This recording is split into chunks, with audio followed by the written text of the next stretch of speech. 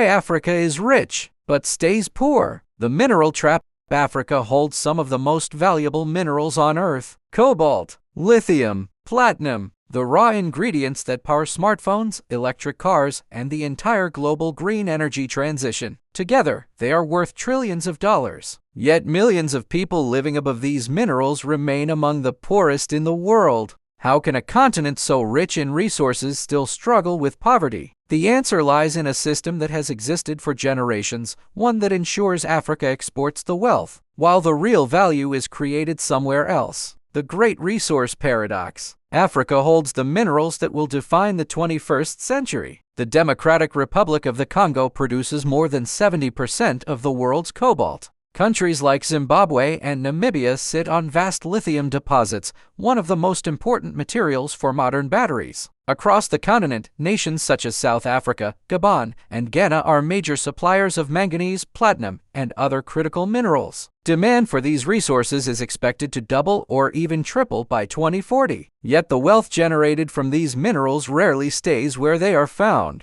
Most of Africa's resources leave the continent as raw materials. They are shipped abroad, processed elsewhere, and transformed into high-value products. Then those same products are sold back to the world, including Africa, at a far higher price. The value difference can be enormous. Bauxite ore might sell for around $50 per ton. Refined into aluminum, that same material can be worth more than $1,700 per ton. The transformation multiplies the value many times over. But most of that transformation happens outside Africa. When raw minerals leave the continent, they take more than resources with them. They take jobs. They take industries. They take the chance to build stronger and more diversified economies. Across most key minerals, Africa performs less than 5% of global refining. A continent rich in resources remains largely absent from the industries that process them. How the system was built. To understand this system, it helps to look back in time. During the colonial era, economic systems across Africa were designed primarily for extraction. Railways and ports were not built to connect African economies together. They were built to move raw materials from mines and plantations directly to the coast. From there, ships carried those resources to industries thousands of miles away. That pattern shaped the economic structures that followed. Decades later, the players have changed, but the basic model often remains the same. Chinese companies have invested heavily across Africa's mining sector, securing major stakes in copper and cobalt production. Large portions of the continent's critical minerals are exported to China for processing and manufacturing. Now other global powers are racing to secure their own access. The United States and the European Union have launched new partnerships to strengthen their supply chains for critical minerals. As demand for green technology grows, competition for these resources is intensifying. In many ways, Africa has become the center of a new global struggle over the materials that will power the future. At the same time, internal challenges make industrial development difficult. Processing minerals requires enormous amounts of electricity. Yet many mining regions face major energy shortages. Building refineries and industrial plants requires billions of dollars in investment.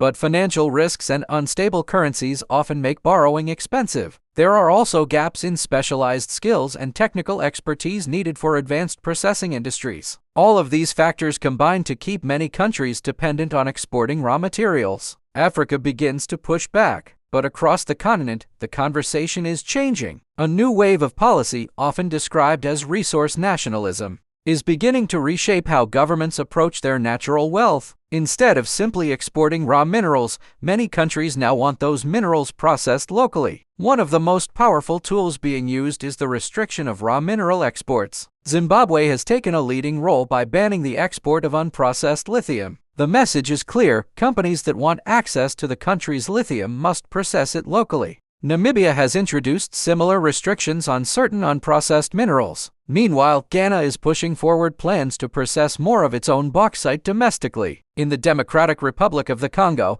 authorities have used export controls and partnerships to increase leverage over the global cobalt market. These policies are designed to shift where value is created. Instead of exporting raw resources, countries want to build industries around them. This effort is also supported by larger continental initiatives. The African Union has adopted strategies aimed at strengthening Africa's role in the green economy. At the same time, the African Continental Free Trade Area is working to create a unified market across the continent. With fewer trade barriers between African countries, new supply chains could emerge. Minerals mined in one country could be processed in another and then used in manufacturing across the region. Projects reflecting this vision are already beginning to appear. Namibia is planning one of Africa's first green iron plants, designed to process minerals using renewable energy. Meanwhile, the Democratic Republic of the Congo and Zambia are working together to develop an electric vehicle battery value chain within Africa itself. For the first time in decades, the focus is shifting, not just on how much Africa can export, but on how much it can build at home. If you want to follow the real stories behind Africa's economic transformation, stories that rarely make international headlines, make sure to subscribe and join our community. Your support helps bring these conversations to a global audience. For generations, Africa's natural resources fueled industries far beyond its borders. A continent rich in minerals watched much of that wealth flow outward. The system that created this imbalance was not accidental. It was built over time and reinforced by global demand.